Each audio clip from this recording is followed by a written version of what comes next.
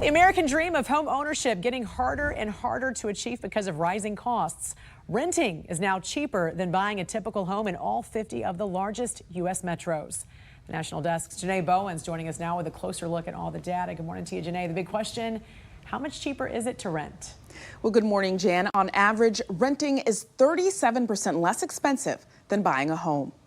It seems like buying a house is harder now more than it's ever been. We're seeing those private developers come in and build homes that start again at the upwards of $300,000, sometimes $400,000. How can you compete with that? A lot of people can't compete. And new data from Bankrate shows renting is more affordable than buying in all 50 of the largest metros. We've seen home prices go up, mortgage rates go up, inventory is low, so it's a very competitive market, which is pushing home prices up.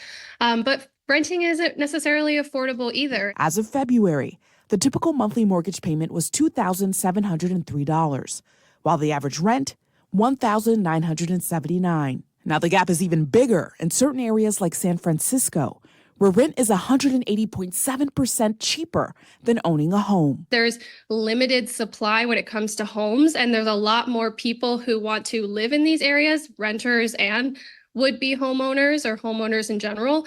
And so that really drives the prices up. We also see these areas have higher costs of living. But then in places like Detroit, Michigan, there's just a 2% difference. No matter where you are, if you can afford to buy a home, experts say go for it. Don't worry about trying to time the housing market. Time in the housing market is more important because this is a long-term investment. So even if you have to rent right now, Jan, there are still ways to build wealth, like consistently investing in the stock market.